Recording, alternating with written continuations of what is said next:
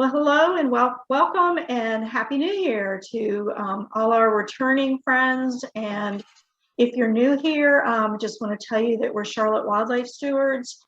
We are a chapter of the North Carolina Wildlife Federation. There are now at least 19 chapters, and there are a few new ones forming. So if you're not in the Charlotte area, but you're in North Carolina, go to the North Carolina Wildlife Federation website to find a chapter that is in your area, and I encourage you to get involved with them.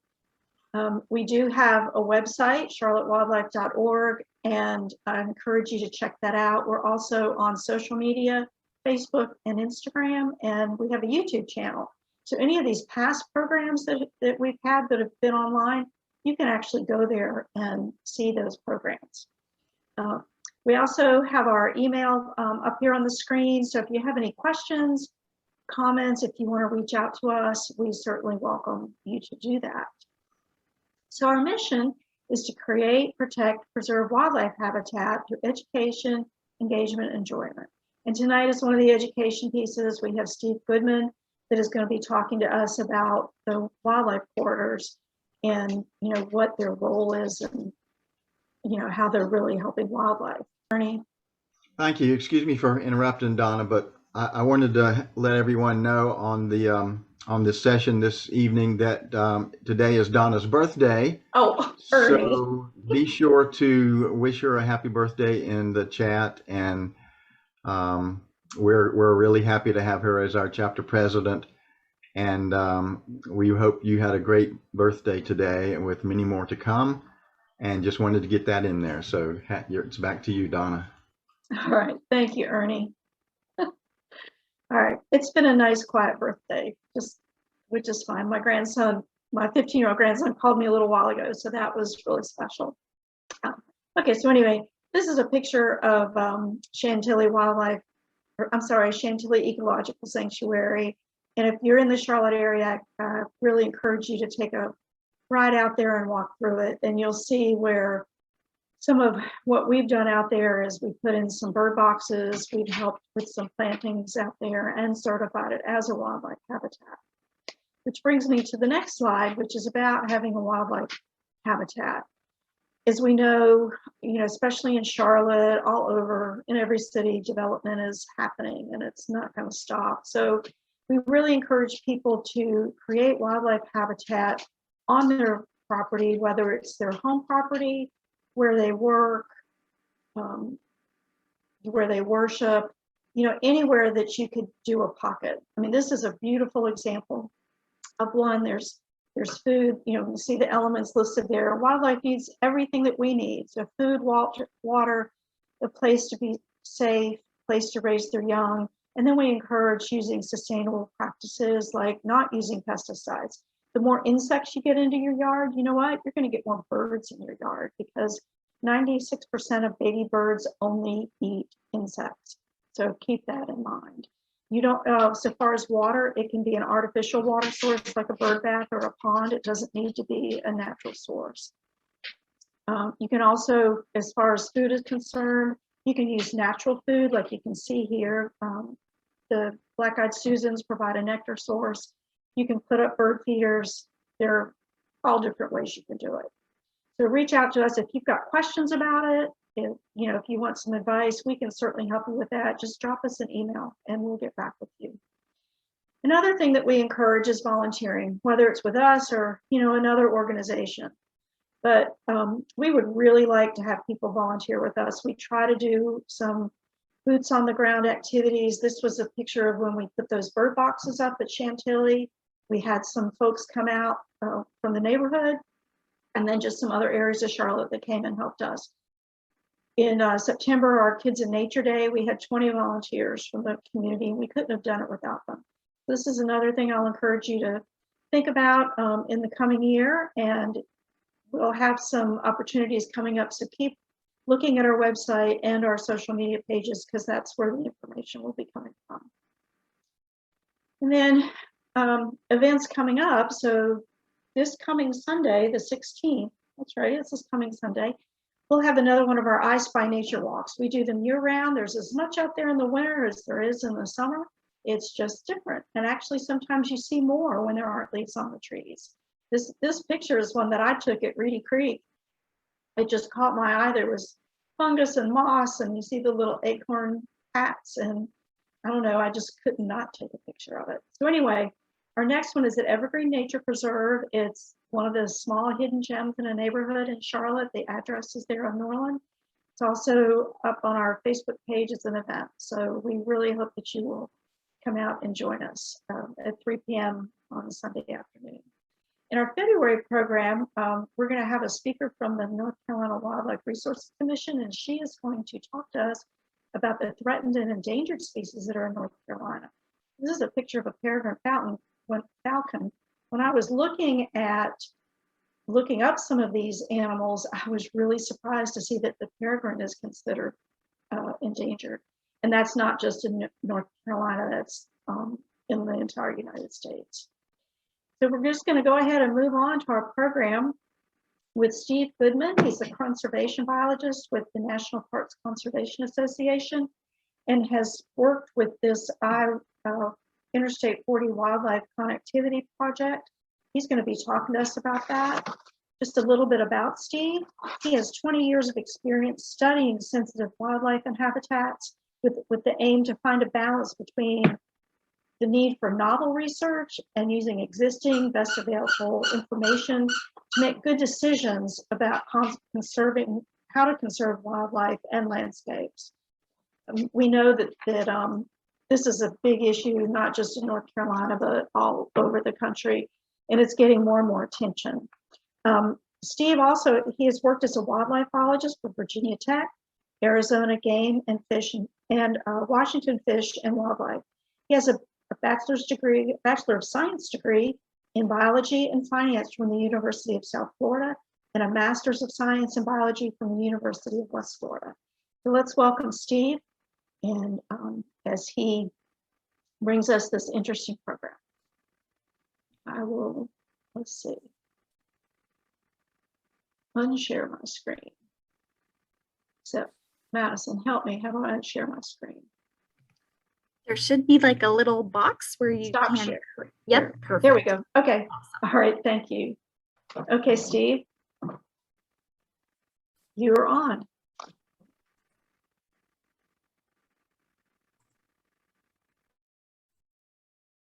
Okay. And are you seeing just the main screen? We are seeing the presenter mode. Okay. So you might just need to switch that real quick. Switch that around. How's that? Perfect. Looks great. Okay. Okay. Well, thank you so much, Donna. Appreciate the intro. And I just realized that I got to give a shorter intro. That was too long. That was my fault. But thank you, Donna. It was great to hear about all the work you guys are doing. And thank you, Madison. And hi, Ernie. And Happy New Year to everyone. Before I really get started, and to highlight what's just within the forest as you travel along I-40 in the Pigeon River Gorge, I want to start off with this 1-minute video from one of our cameras, a few hundred yards within the highway boundary. And if you can, go ahead and crank up your volume so you can hear the traffic and hopefully the bears walking on the ground. It's just a great video.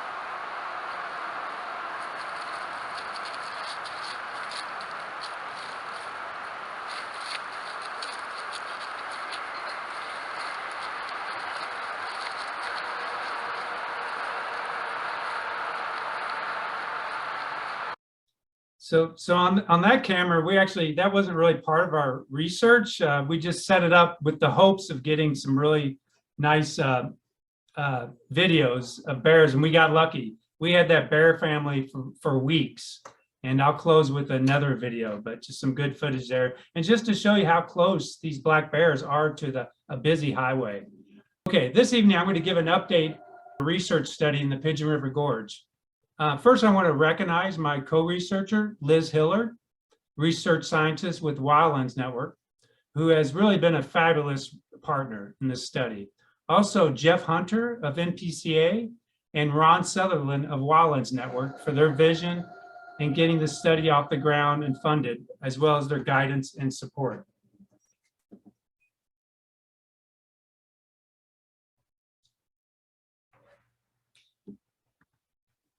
Our research is just one component of a large collaborative first convened in February 2017 to discuss solutions to wildlife mortality and landscape connectivity concerns in the Pigeon River Gorge.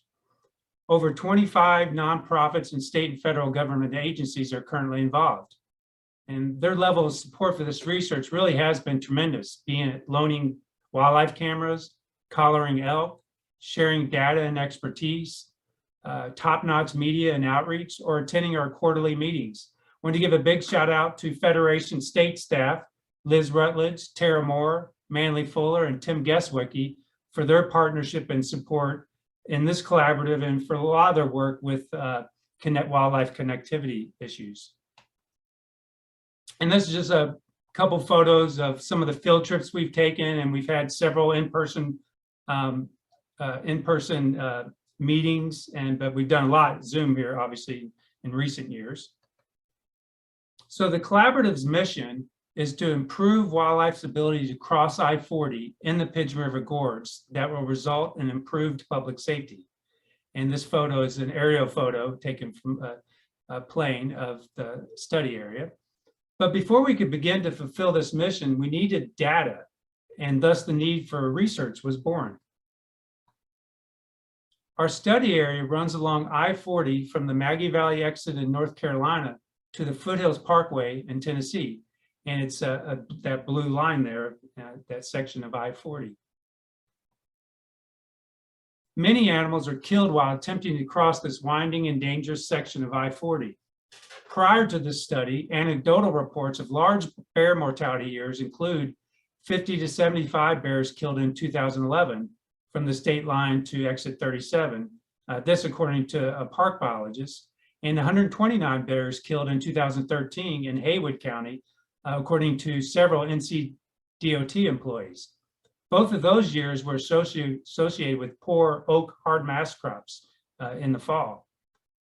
And so two of the defining features of the roadway that block or inhibit wildlife movement across this landscape are large stretches of rock cuts, as shown here, carved out during road construction, and tall Jersey barriers in the median, the latter serving as dangerous obstacles for wildlife.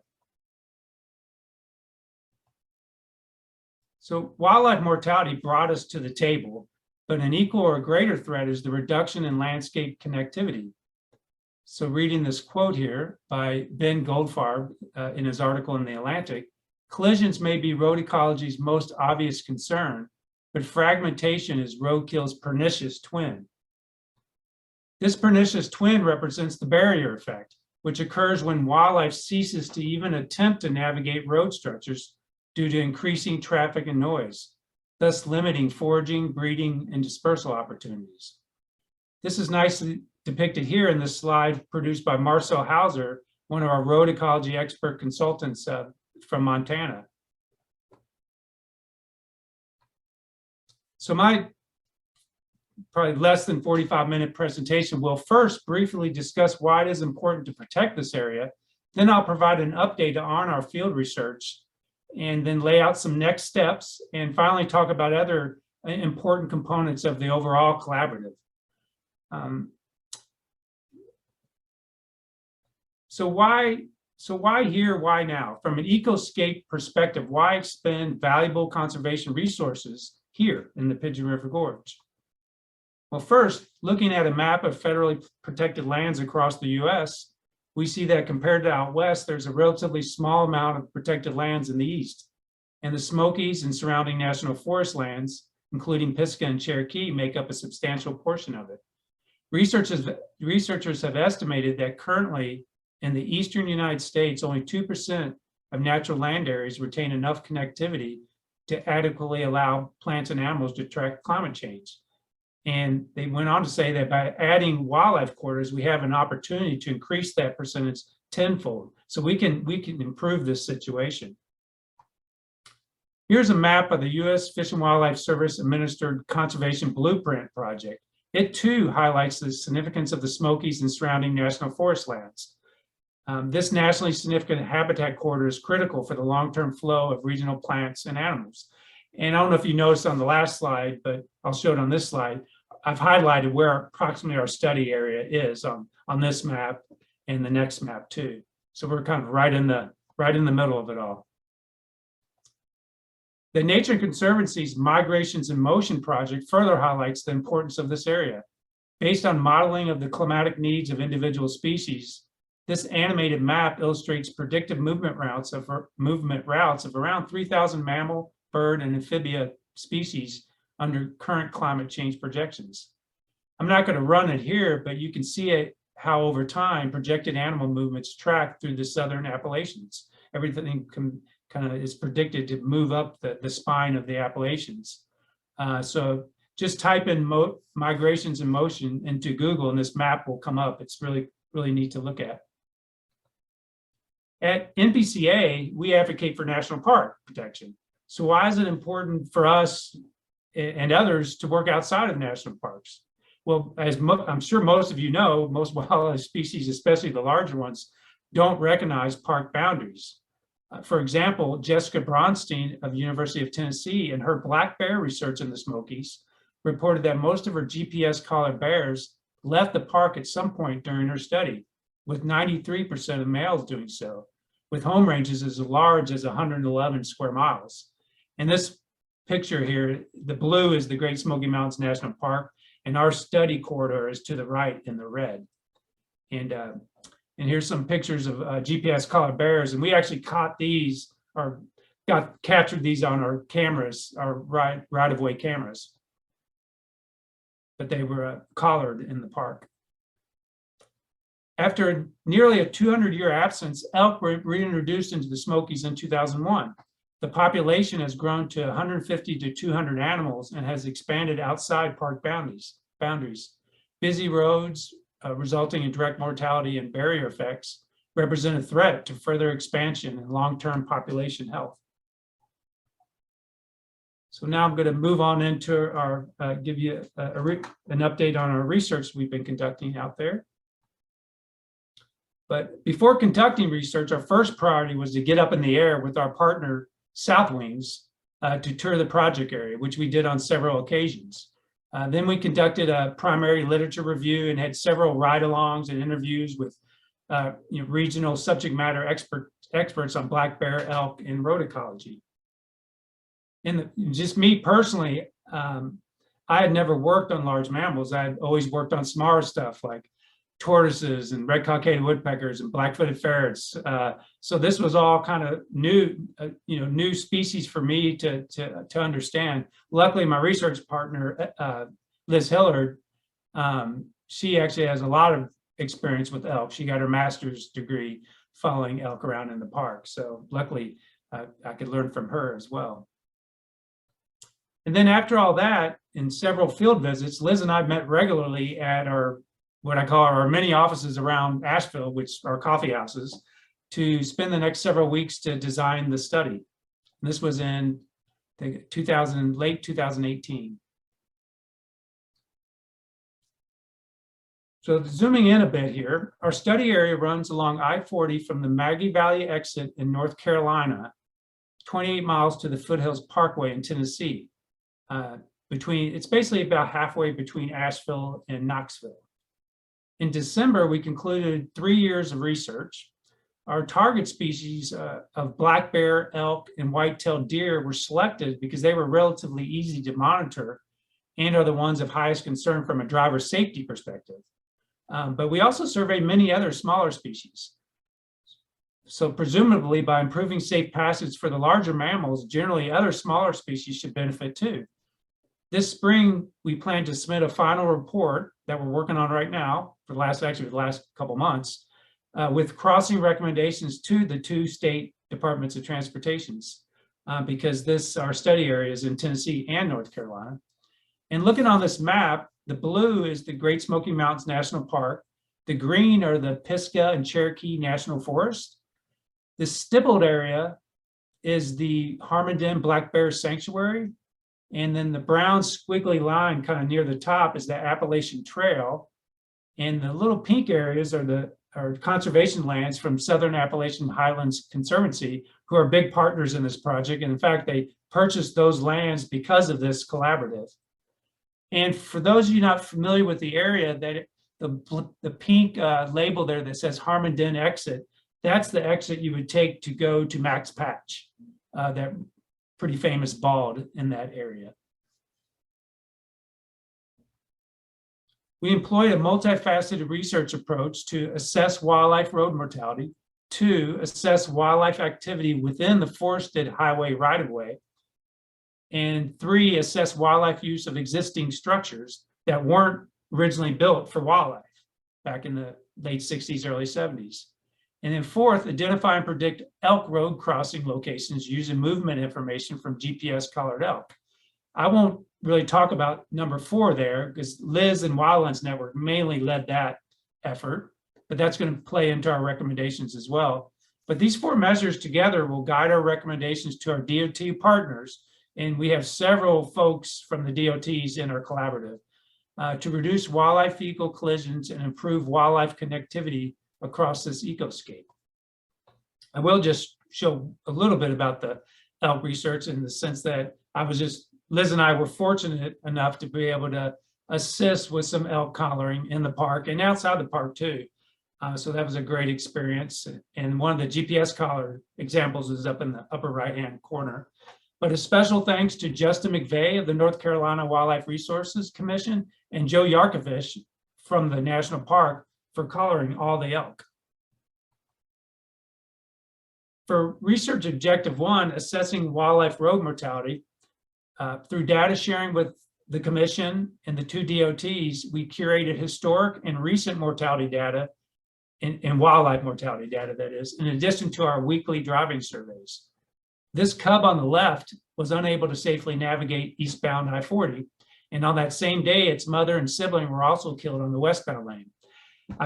It's always weird. Like, I feel like sometimes I give too many photos of dead stuff but there's a lot of good things happening because of this research. So, but we need to understand the problem. And that's why I'm just presenting this. I'm not going to do too much of it, but just to kind of show you the situation on the ground and kind of why we need to, one of the reasons we need to take action. And so this young bull elk on the right was hit near Waterville, Tennessee, eventually making its way down to the river where he had to be euthanized. He was born in Cataloochee Valley, which is the area where all the elk were originally reintroduced in the park. He was captured and tagged as a 2-day-old calf and was one of several elk hit or killed over the last few years by vehicles. A special thanks to Colleen Offenbuttle with the commission, Michelle Hunt with TDOT, and Dave McHenry with NCDOT for sharing their roadkill data. For research objective 2, assessing wildlife activity within the forested highway right-of-way, we divided the highway into 116 400-meter segments or 400-yard segments. We then randomly selected 30 segments stratified by the historic wildlife mortality levels and excluded slopes greater than 65%, or 65 degrees, I'm sorry. And we added 4 more segments in areas of particular interest. 2 cameras were deployed along each segment, usually within 40 meters of the highway. So all of our cameras, or the vast majority of our cameras, were between 5 meters and 40 meters from the highway. We positioned them away from the looking away from the highway because we didn't want to get our SD cards all filled up with traffic. But here's an example of one of our camera locations here. And you can see how close it is to the highway. For research objective 3, we assessed wildlife use of 21 existing structures. Again, these were not built for wildlife in mind. We selected structures that, based on size, were at least potentially suitable for black bear use. And they include metal drainage culverts, concrete creek culverts, bridge underpasses, box culverts, river bridges, and the double tunnel, which is I'm sure most of you are familiar with, is where I-40 goes through that big ridge coming down from the mountains. So for all of our camera trap work, we used high quality Raccoons cameras. Again, I want to give a thanks to our partners, Colleen Offenbuttle and Justin McVeigh of the Commission and the Rocky Mountain Elk Foundation for camera loans and funding. We lost, or actually we had about 20 stolen or shot. It's kind of a rugged area in more ways than one where we work. And but the Commission and Rocky Mountain Elk Foundation, they kept giving us new cameras so we could keep our research going. So without their support, we couldn't have had the level of research that we were able to pull off. So here's a high-level summary of our results. So we deployed 115 cameras, wildlife cameras, 47 at 21 structures and 68 at 34 forested right-of-way sites. Those cameras logged in over 70,000 trap days with 31,000 unique wildlife events, including 4,600 white-tailed deer, 2,700 black bear, 1,900 coyote, 1,200 bobcat, 71 elk, and dozens of gray and red foxes and otters, and then also occasional eastern spotted skunk and long-tailed weasel, which are both species of conservation concern. And we processed over 3 million photos. Next, I'm going to share many of those photos and GIFs, where you just take a bunch of photos to get consecutive photos together and kind of makes a quasi little video from our wildlife cameras that I think are pretty informative.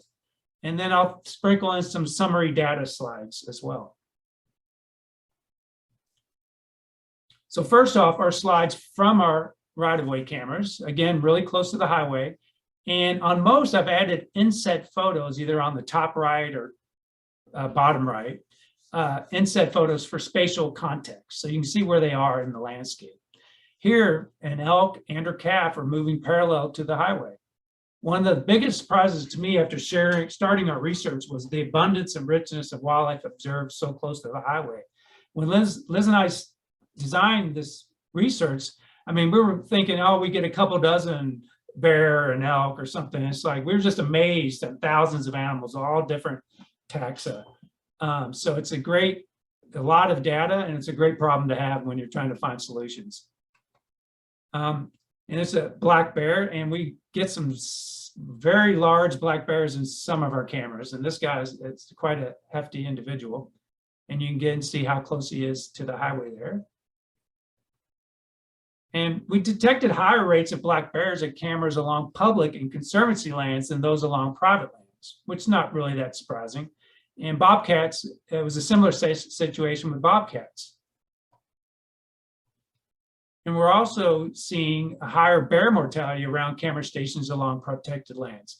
Again, not too surprising because that's where the bulk of the bears are. Of course, they occur in private lands and rural landscapes as well, but it seems the densest populations are in nice forested, well-managed areas.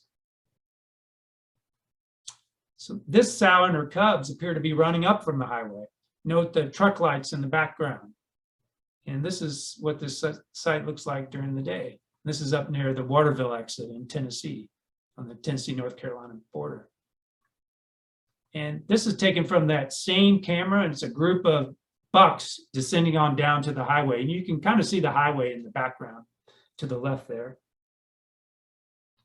And then this photo was taken just a mile down the road, and this doe, and actually she had 2 fawns, they must have spent a whole week in front of our cameras. We got thousands of photos, and each one was getting better and better as we're clicking through them. And all of a sudden this one showed up with the fawn licking her nose, and it was just one of the best photos ever.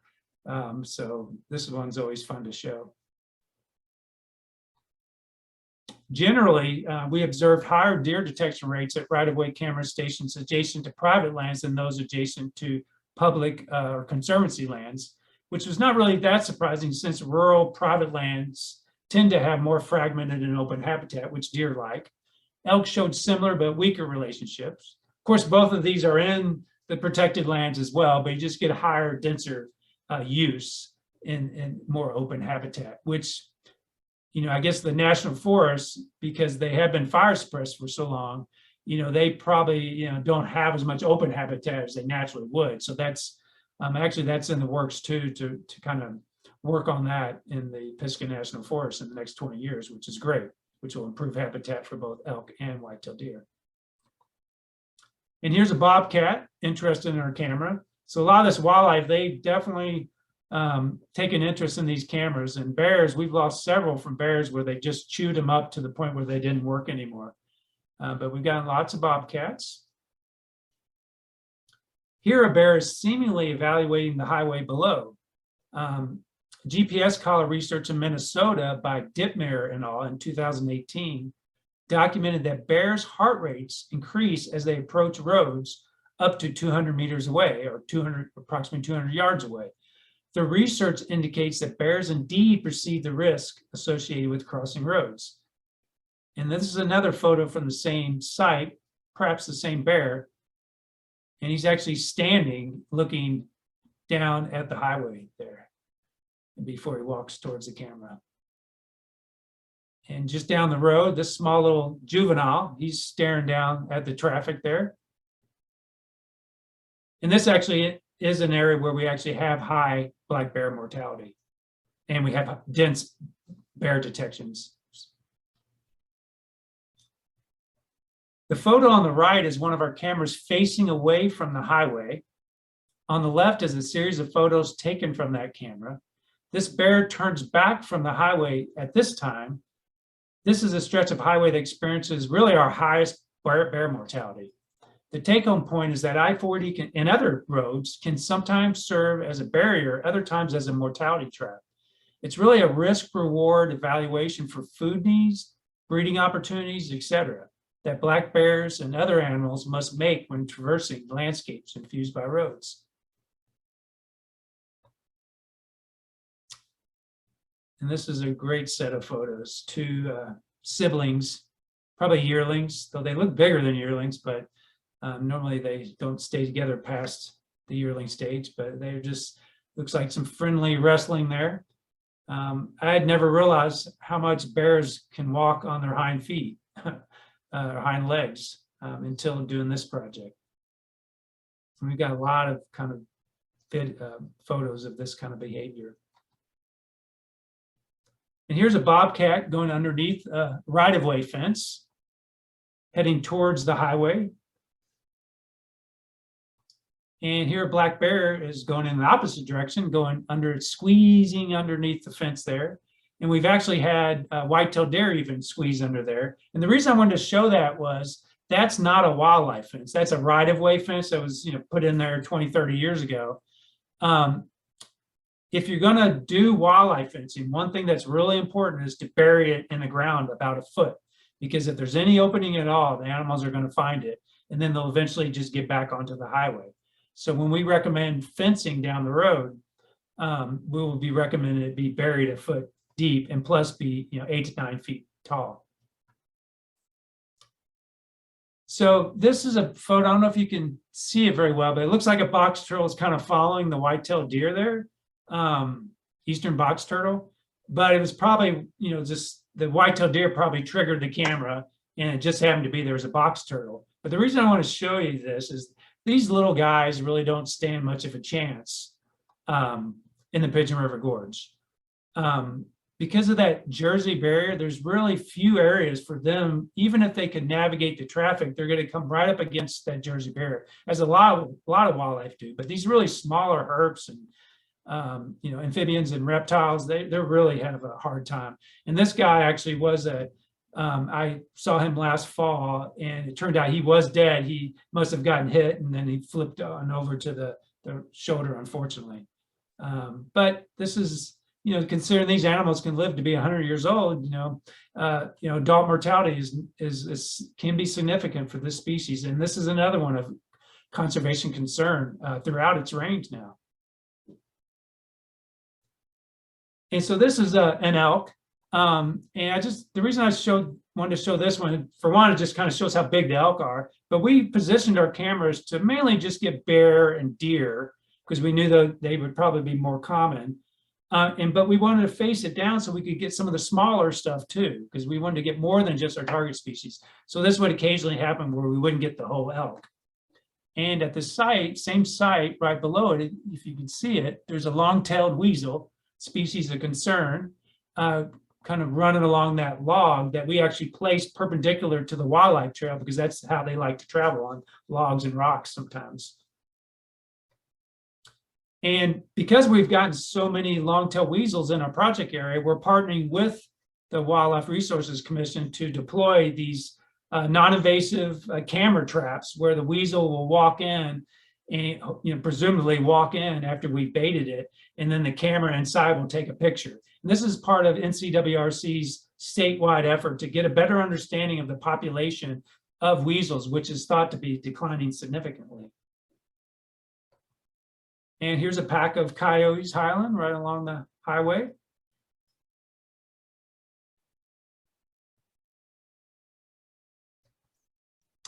And other species we've documented, over 50 species in total, include long-tailed weasels, which is in the upper left.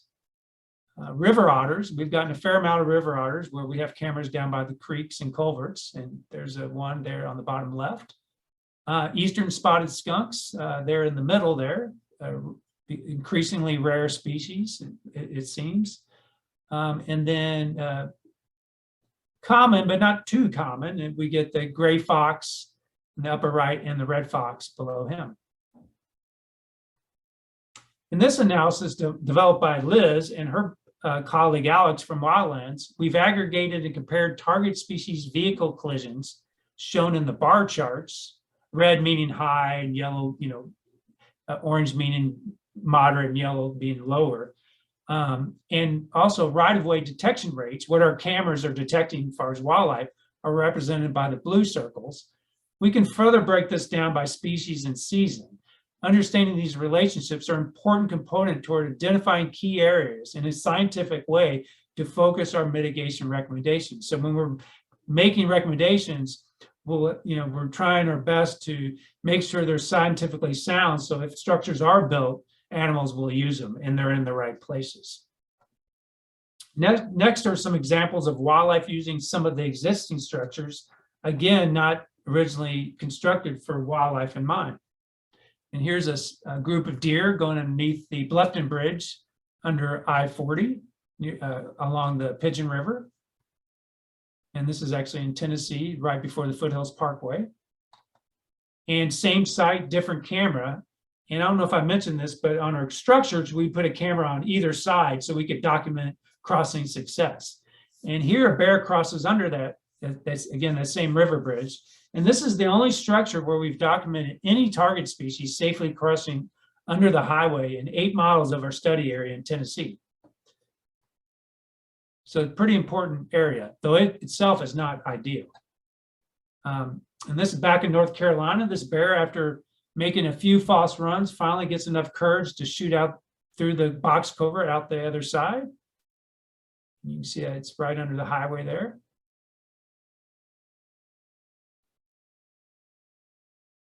And actually bears did use this a fair amount, but pretty reluctant. But then we have this bull elk who just casually walked through it like it was nothing. So this was kind of a big surprise. We thought they would need larger structures. But this was a collared elk from Justin McVeigh of the commission that he was tracking, this one showed up about on 3 or 4 of our cameras. And this is one of the best set of photos. Here's a bobcat and her kitten crossing under the highway in Tennessee. Note the tail signaling by the adult, indicating to its kitten that it's safe to proceed. Interestingly, the kitten was unable to navigate that structure just 4 days prior, likely due to the steep drop-off, or what's referred to as a hanging culvert. It's so steep that, I don't know if this is easy to see, but there's actually a coyote below looking up. And so he didn't jump up there. And in fact, we have none of our target species using that culvert. Bobcats use it and raccoons use it. But these hanging culverts are a big issue with some of these culverts where it's just too steep for most animals to utilize. not to mention things like amphibians and reptiles. Here's a small group of young elk crossing under the High Bridge in North Carolina near the Maggie Valley exit. And then the upper right corner, same site, is a big old bull elk crossing through at night or maybe foraging at night. Although the prior examples are noteworthy, most existing structures are lacking in terms of size, condition, and suitable location. Overall, in our project area, there are only a few structures that our target species are using to successfully cross I-40. And in most cases, even those are not ideal under current conditions. This bridge spanning the Pigeon River in North Carolina closely tops the underlying rock surface, essentially blocking movement for large mammals. Again, these weren't designed with wildlife in mind. Here, a buck turns around multiple times and forgoes crossing through this long, dark creek culvert. Because most culverts were developed for drainage, not wildlife, they have a good amount of water flow, which along with low light conditions deter use by most species. In fact, at this site, we didn't have any of our target species, and really no wildlife using this structure, even though it's big enough to carry elk through it. So it's unfortunate that when it was built, we hadn't been thinking about these things, 30, 40 years ago, because this would have been a great structure to move wildlife if it was just constructed a little bit different and had some dry banks through it. But as it stands now, not very effective at all to move wildlife safely.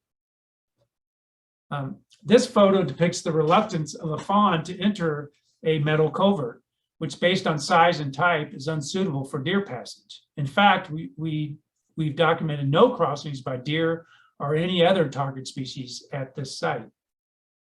Deer don't really like corrugated metal or riprap, stuff like that. And it's not surprising when you look into this, it's pretty deep, dark, and we think it's actually collapsed underneath the highway. So I'll go over a couple of animals that will use it, but actually very few wildlife use this, even though it's perhaps large enough for some of them. This is on the other side of that culvert, on the Pigeon River side. Here at Black Bear, we have bear who are interested, but they never enter it. So it's just too wet, too dark, maybe too small for them to actually cross through it. Back on the other end, this gray fox shows some interest, but decides against entering the culvert. In fact, at this and all other wet culverts, we've observed 0 successful crossings by gray foxes, red foxes, striped skunks, spotted skunks, or long-tailed weasels. Because of this, along with the high Jersey barriers up on the highway median, I-40 is a near complete barrier in many areas for most small to medium-sized mammals. So 28 miles of mostly complete barrier for a lot of these critters. But luckily, a few species do take advantage of these types of structures, including raccoons. They don't mind it dark and they don't mind it wet. So get lots of raccoons using these type of structures, which is great.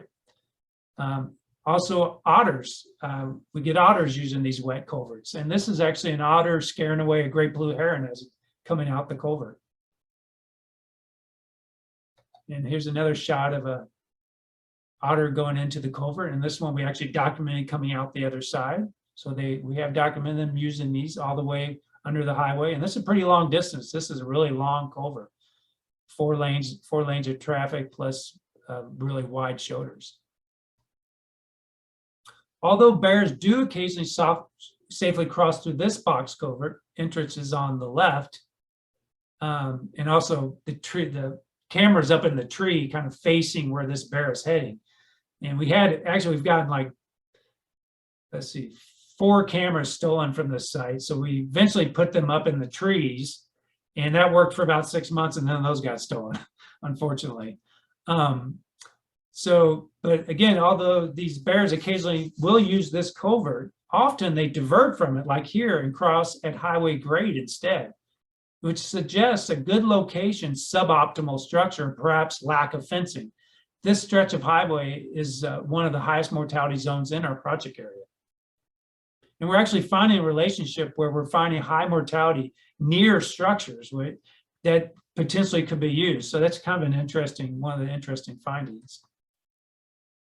Similarly, black bears often use this set of drainage culverts, but also attempt to cross a grade 2, again suggesting good location, suboptimal feature, or suboptimal structure. But this was actually a really big surprise when nobody knew that this was happening. And we actually get quite a few bears crossing through here, which was really a nice discovery. It's a set of 3 culverts, and that's probably why they're not afraid to go in it, because there's a level of openness to the landscape. And plus, it's in an area that's real conducive to move wildlife. But this is another area of relatively high bear mortality despite this.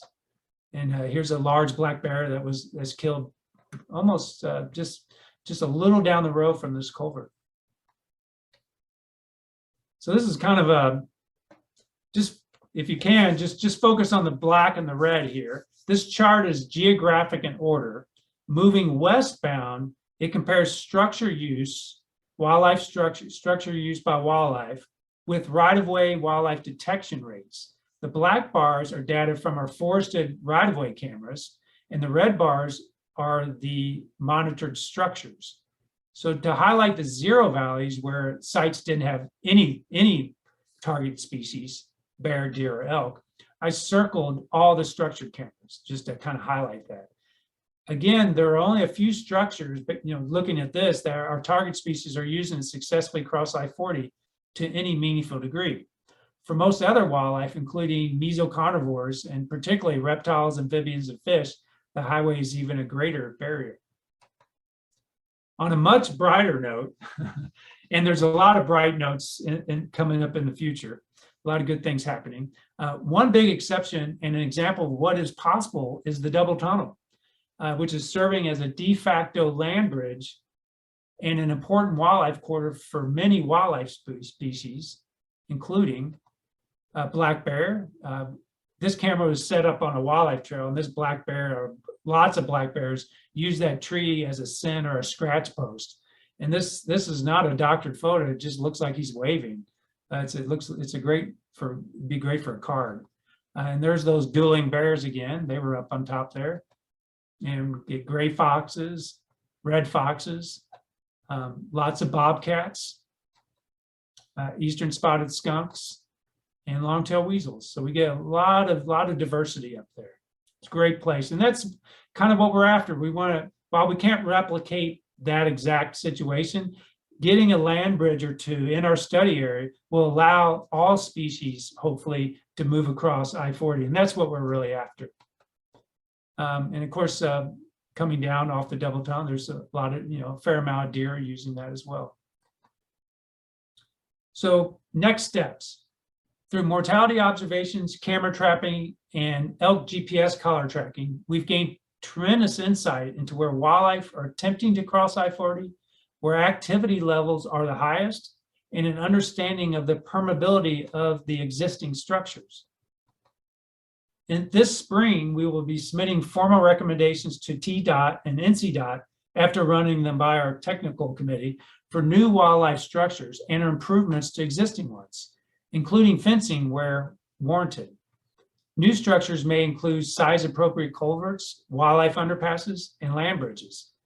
Here are a few examples from Canada and Washington State.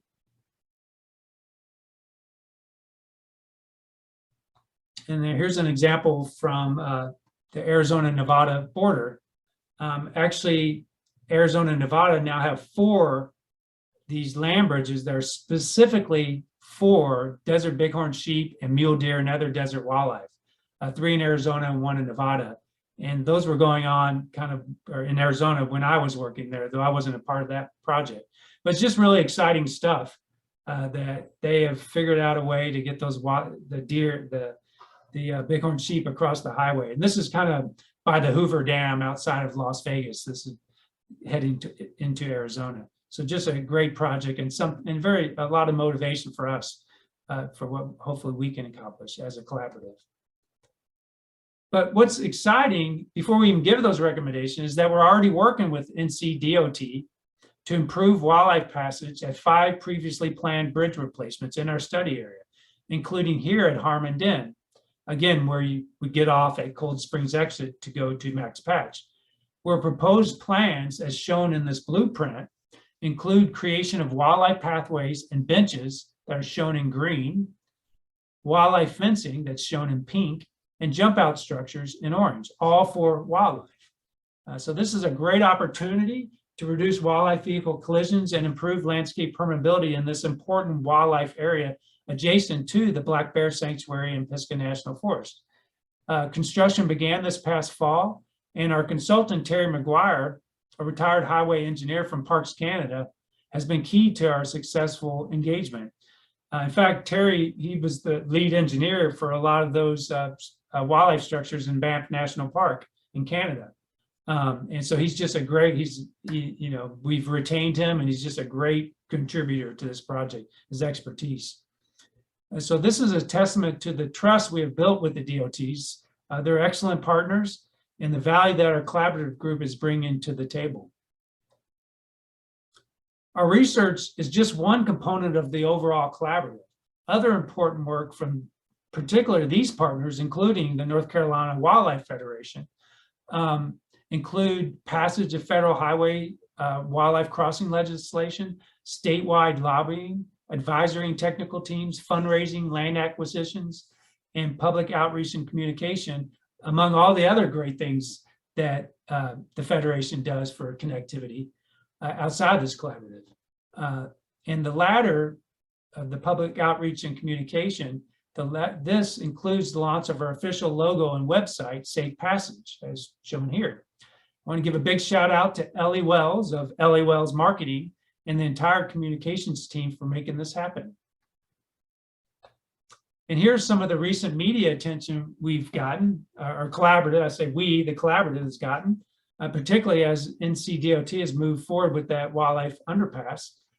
Special thanks to Frances Feigart with Great Smoky Mountains Association for her skilled efforts in authoring many high quality magazine and newspaper articles.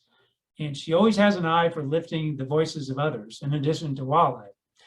And also a big shout out on her popular children's book, which was inspired by our collaborative work in the Gorge. So if you have children 7 to 13, pop me an email and I'll send you a link on how to get one of these. Just a great little children's book. And just the pictures, a lot of the pictures and the drawings are just direct representatives of the Pigeon River Gorge. So it's really neat. And then most recently, she wrote and produced a 4-minute music video performed by the Asheville musical trio, The Fates, which also greatly elevates our overall mission. So kudos to Frances. She's a great partner.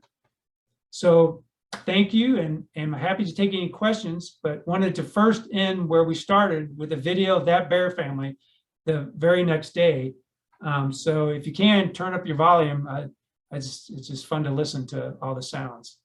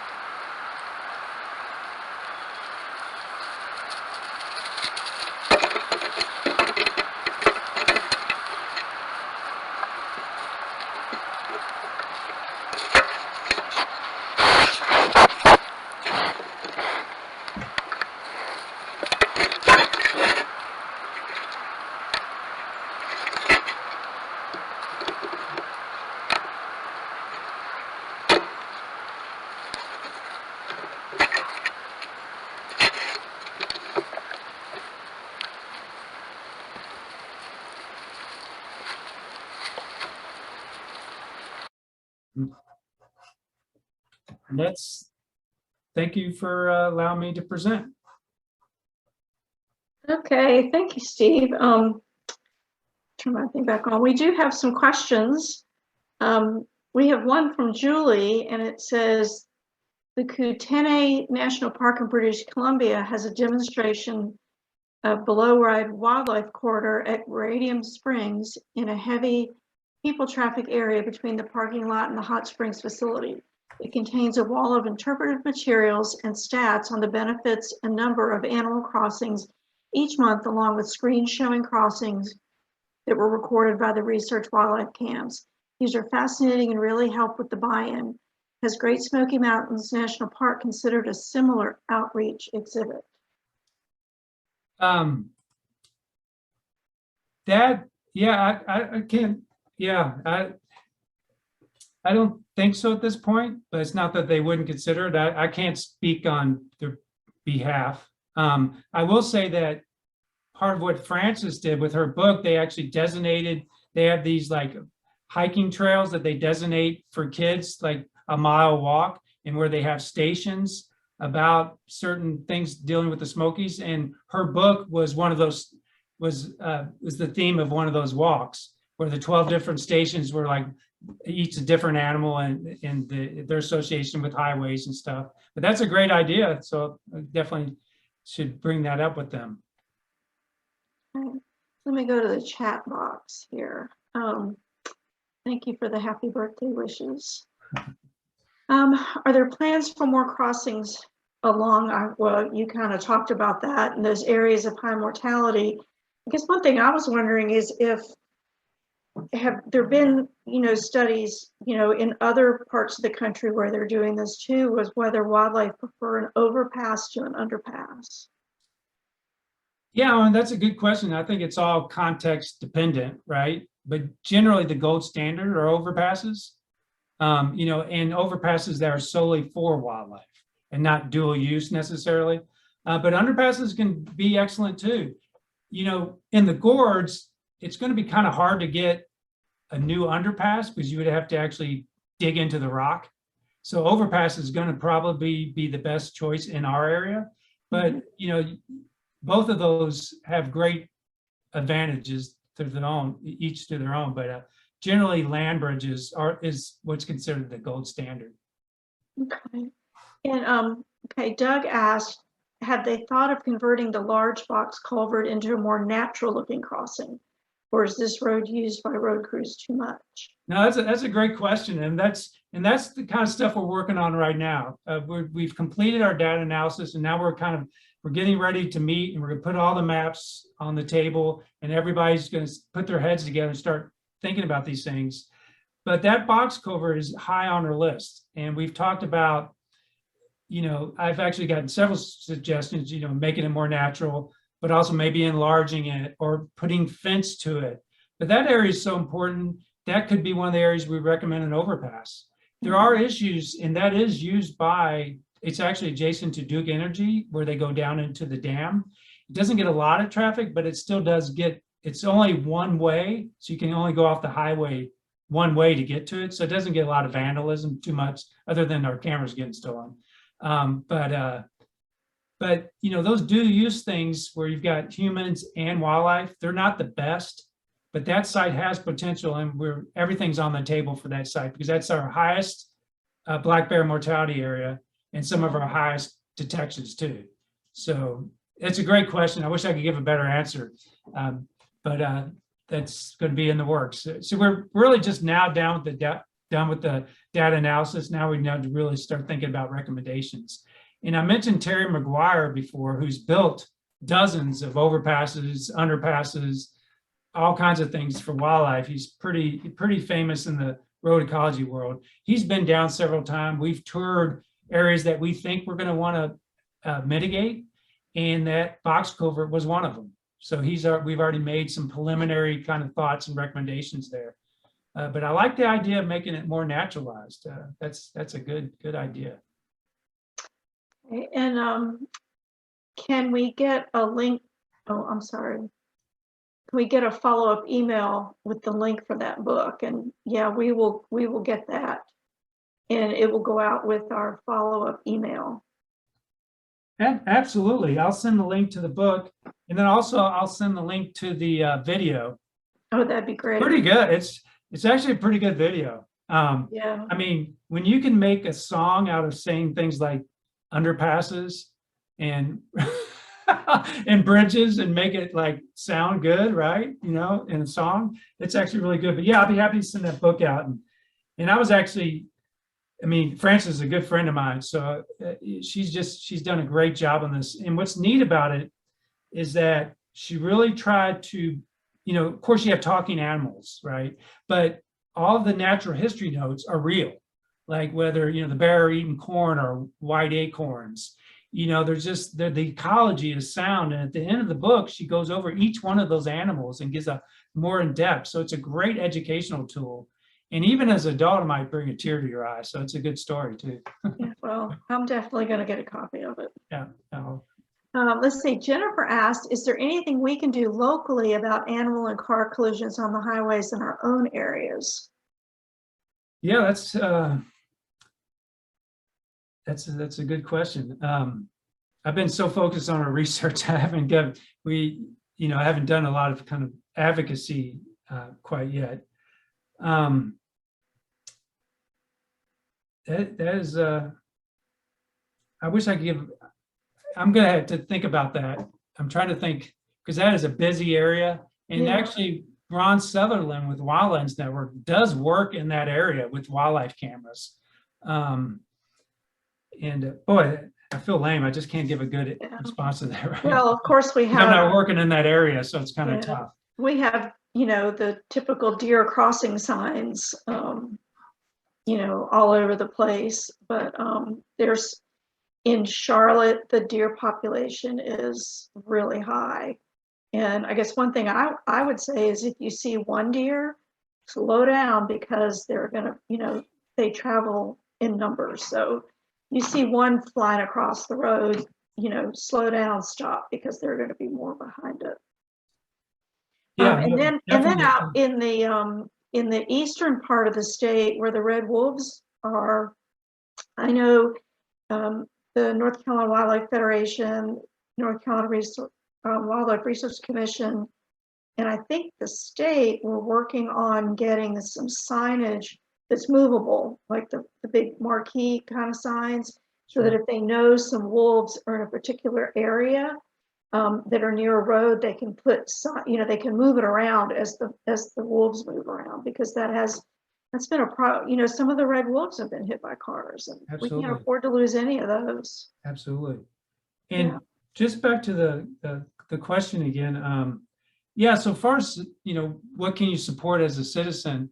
I guess, if there are efforts like ours, maybe not this big of an effort, but, the state, they have transportation specialists with the commission that work with the DOTs to promote wildlife crossings. So if you can somehow get keyed into where they're trying to do work, Travis Wilson with the commission is constantly working with DOTs. And what's important is it's not always like where everything's getting killed. You also got to combine that with where are the natural places where they're going to be protected in perpetuity, right? Because sometimes mortality can happen when there's less habitat and they're being squeezed and there's really nowhere for them to go. So you always want to look for those opportunities where you have some green space, conservancy lands.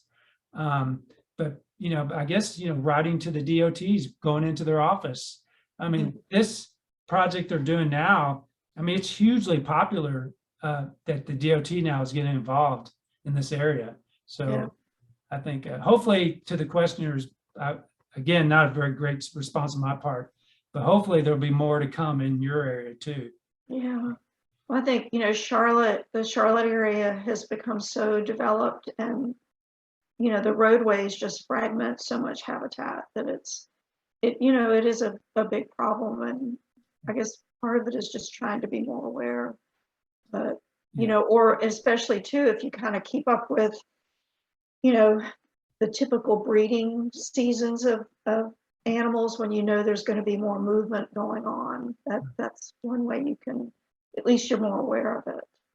Yeah, and if you could get a underpass or something in an area, then fence it for 2 miles on each side. In areas that's feasible, you could do. Those are hugely successful when that's done. It's tougher when it's a more urban environment, because you can't fence people's driveways and stuff.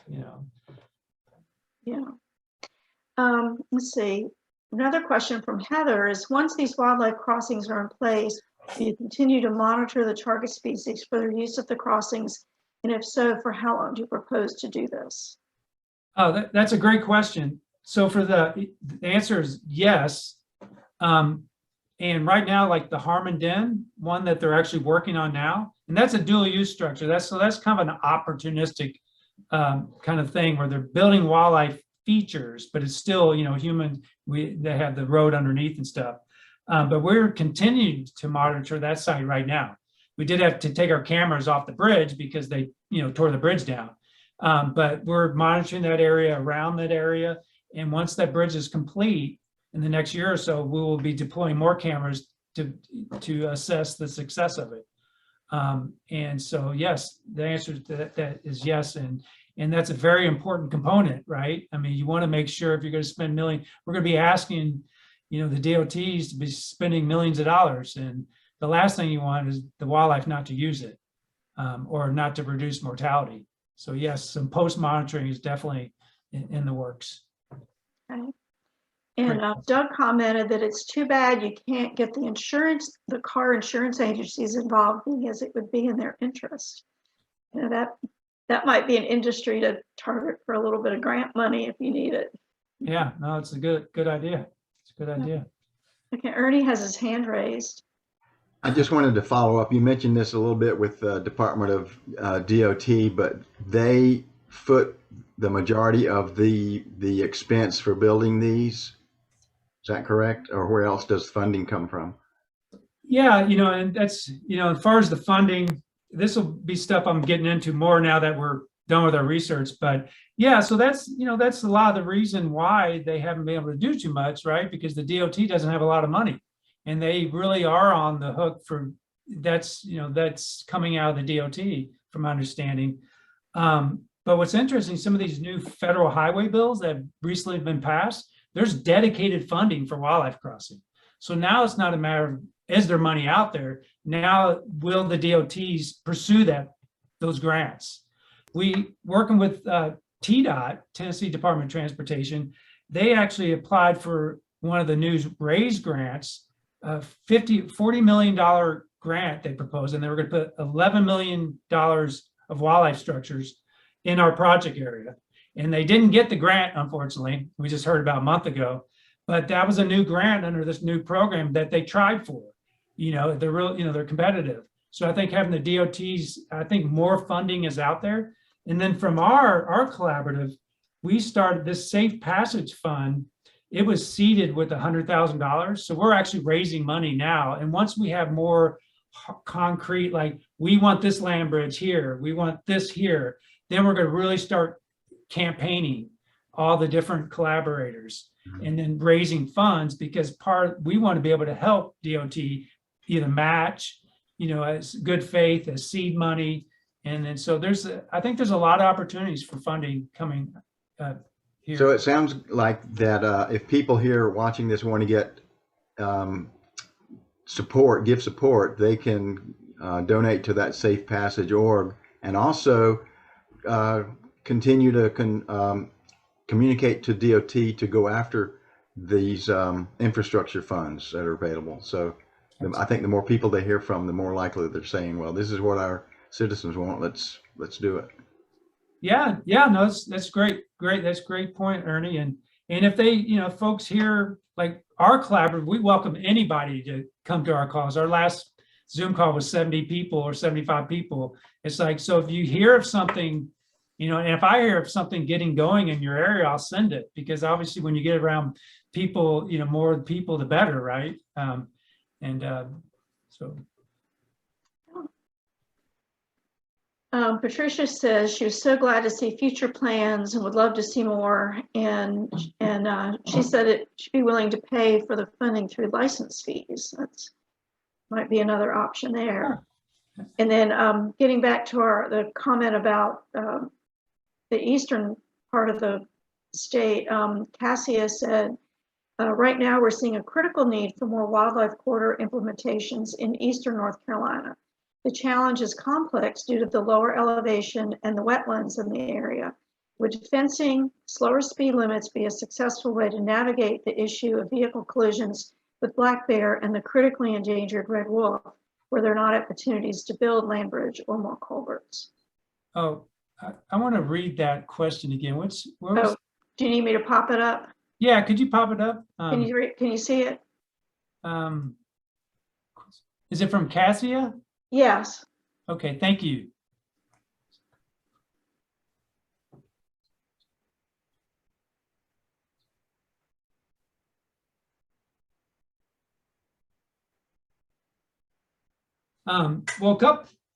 So there is some work being done. So there has been work done in Eastern North Carolina. I guess it's Highway 64. 3 underpasses are in place now for wildlife with a half a mile of fencing on either side. So there's work going on. I just don't know if it gets publicized, but absolutely the fencing is critical out there.